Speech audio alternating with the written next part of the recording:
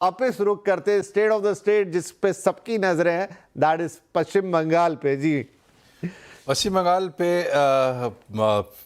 लोगों की दिलचस्पी खास तौर पर इस बात को लेकर है कि क्या वहां पर खेला होगा। खेला होगा का नारा जो है दीदी ने दिया था, मतलब ममता बनर्जी ने पिछली बार दिया था और वो हुआ भी था।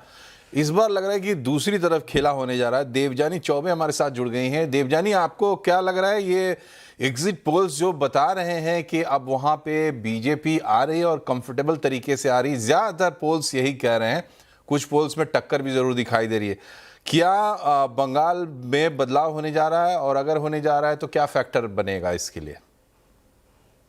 देखिए, बंगाल का चुनाव इस बार सेकंड फेज का जो चुनाव, आज का जो चुनाव का दिन था, वो बेहद महत्वपूर्ण था क्योंकि 7 जिलों में आज वोटिंग हुई है, जिनमें से 4 जिले ऐसे हैं जहां पे 2021 में बीजेपी ने खाता नहीं खोला था, बीजेपी को 0 सीट मिले थे।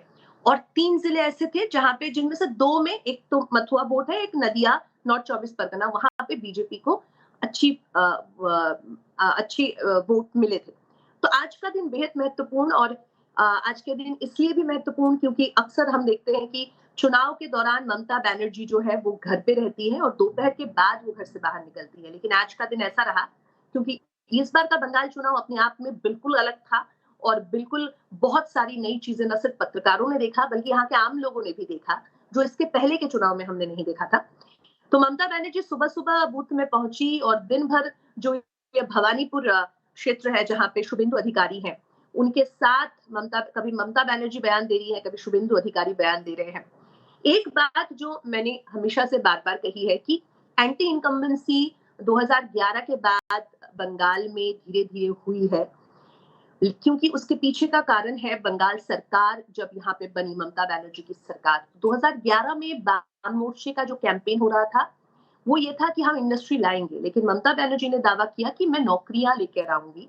लेकिन जब सरकार बनी, जिस तरह का भ्रष्टाचार, खास करके शिक्षकों के जब शिक्षकों की नौकरी को लेकर जिस तरह का भ्रष्टाचार सामने आया, और दूसरा मुद्दा आरजीकर, ऐसे बहुत सारी महिलाएं हैं जो कलकत्ता शहर में रहते हैं जिन्होंने आरजीकर मुद्दे को लेकर ही वोटिंग की है, क्योंकि अर्बन महिला के लिए महिला सुरक्षा बेहद महत्वपूर्ण है। लेकिन जैसे जैसे वोटिंग रूरल बंगाल में पहुंचती है तो वहां पे जो ये वेलफेयर स्कीम है वो बेहद महत्वपूर्ण हो जाता है। और बीजेपी ने इस बार के चुनाव को बहुत अच्छे से इसके बारे में स्टडी की है, और यही वजह है कि 2021 और 2024 के चुनाव में हमने जिस तरह से बीजेपी के नेताओं को सिर्फ जय श्री राम तक देखा था, वही बीजेपी के नेता इस बार जय माँ दुर्गा और जय माँ काली तक पहुंचे। मछली चावल पॉलिटिकल एजेंडा बन गया, यहाँ पे मछली चावल खाते हुए नेता नजर आए, और साथ ही साथ वेलफेयर स्कीम की घोषणा बीजेपी की तरफ से की गई, क्योंकि बीजेपी को इस बात की समझ हो गई है कि अगर महिला वोटर जो बेहद संख्या में, बड़े संख्या में ममता बनर्जी के साथ है, उनको अगर अपने पास लाना है, उन्होंने कहा कि ममता बनर्जी 1,500 रुपए दे रही है, हम अगर सरकार में आए तो 3,000 रुपए देंगे। तो 2021 और 2024 की जो बीजेपी का इलेक्शन कैंपेन था, इस बार बीजेपी के इलेक्शन कैंपेन में आसमान और मतलब वो बहुत बहुत बहुत बड़ा एक फर्क आ गया, और अर्बन वोटर को बीजेपी अपनी तरफ लुभाने के लिए उन मुद्दों पर बात करती हुई नजर आई जिस पर ममता बनर्जी बार बार कह रही थी कि ये लोग आउटसाइडर हैं। तो महिला वोटर और मुसलमान वोटर, ये दोनों वोट जो है वो ममता बनर्जी के साथ अगर पूरी तरीके से नहीं जाते हैं तो इसका फायदा बीजेपी को होता है। साथ ही साथ एसआईआर एक बड़ा मुद्दा बना। अगर एसआईआर को लेकर लोगों के दिल में ऐसे भी वोटर हैं जिनके दिल में डर पैदा हुआ कि अगर हम वोट नहीं डालेंगे तो शायद हमारा नाम कट जाए, लेकिन ऐसे भी बहुत सारे वोटर्स थे जो फेक वोटर्स थे, उनका नाम एसआईआर से हट गया। तो ऐसे बहुत सारी चीजें हैं जो इस बार के चुनाव में बेहद महत्वपूर्ण रहे, दिलचस्प रहे।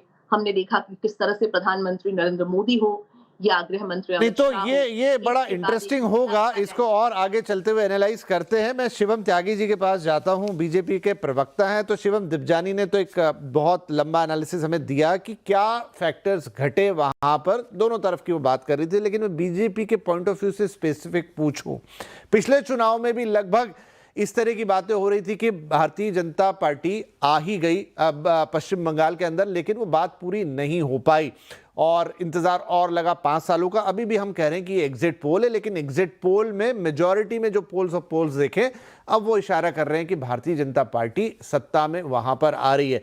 पिछले 5 साल में क्या बदला आपके लिए? क्या वो चीजें थे, क्या वो छोटे छोटे स्पॉट्स थे या डॉट्स थे जो कनेक्टेड नहीं थे, जो हो पाए? और अगर ये एग्जिट पोल रिजल्ट में बदलते हैं तो कौन से आपके लिहाज से वो फैक्टर्स होंगे जिन्होंने बीजेपी के फेवर में काम किया?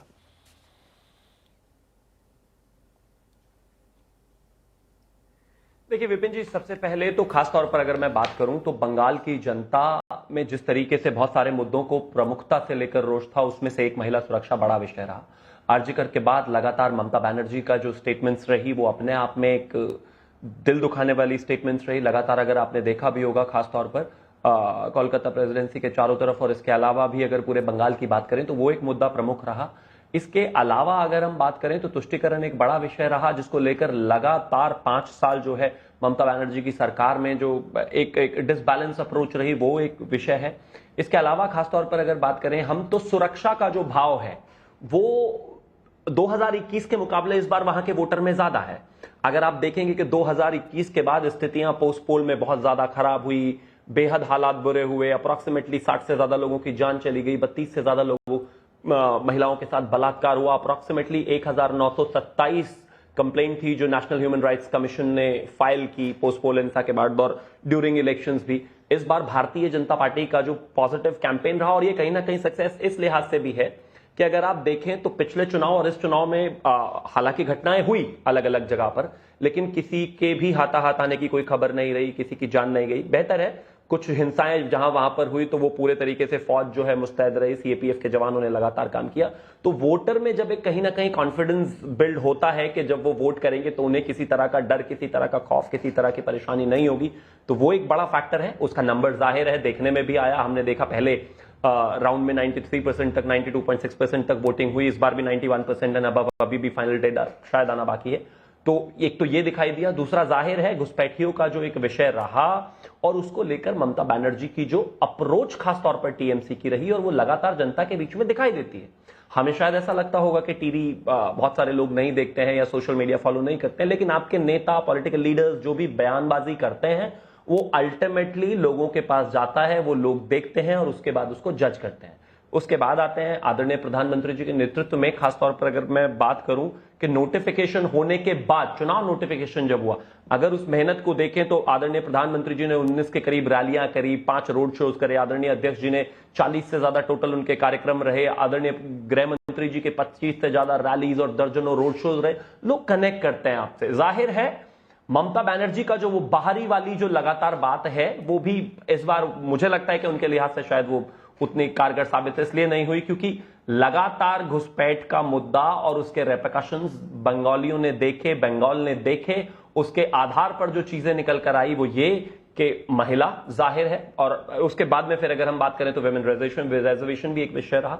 अगर हम ओवरऑल देखें तो ओवरऑल में सिर्फ एक ही चीज इसमें है, वो ये कि जिस तरीके से इंडस्ट्रियलाइजेशन को खत्म कर दिया। अगर आप शुरुआत की बात करें, आजादी के बाद से बंगाल का जो इंडस्ट्रियल आउटपुट था वो 25% था इस देश में, आज वो 5% पर पहुंच गया। महिला सुरक्षा एक बड़ा विषय है। अर्बनाइजेशन में कहीं ना कहीं बहुत ज्यादा दिक्कतें हैं, जो पॉलिसीज हैं वो कहीं ना कहीं तुष्टिकरण को लेकर आगे बढ़ी। तो यही सारी चीजें देखकर भारतीय जनता पार्टी की तरफ बंगाल की जनता ने रुख किया और देखा कि एक बदलाव की आवश्यकता बहुत जरूरी है। वहां पर लेफ्ट भी रह चुका है, वहां पर कांग्रेस भी रही, वहां पर टीएमसी भी रही। आप सोचिए एक राज्य, और लगातार लोग इस बात को तो कह रहे हैं कि बहुत सारी फोर्स ला दी, इतनी फोर्स की क्या जरूरत थी, इतने जवानों की क्या जरूरत थी, लेकिन कोई यह बात करने के लिए तैयार नहीं था कि आजादी के 75 साल बाद भी अगर एक राज्य में सिर्फ चुनाव कराने के लिए इतने सेना की और इतने जवानों की और सीएपीएफ की आवश्यकता पड़ रही है, तो वहां की लॉलेसनेस का हाल क्या होगा, क्या स्थिति वहां पर होगी पोस्ट पोल के बाद। आप मुझे एक चीज बताइए, चुनाव तो पूरे देश में होते हैं, सभी राज्यों में, भाजपा जीतती भी है, हारती भी है, विपक्ष के बहुत सारे लोग सरकार में आते भी हैं, जाते भी हैं, लेकिन इस तरह की स्थितियां नहीं बनती। आप जब एक तरीके से जनता को टेरराइज करेंगे, आप देखिए अभी 2 दिन पहले अभिषेक बैनर्जी ने एक स्टेटमेंट दिया।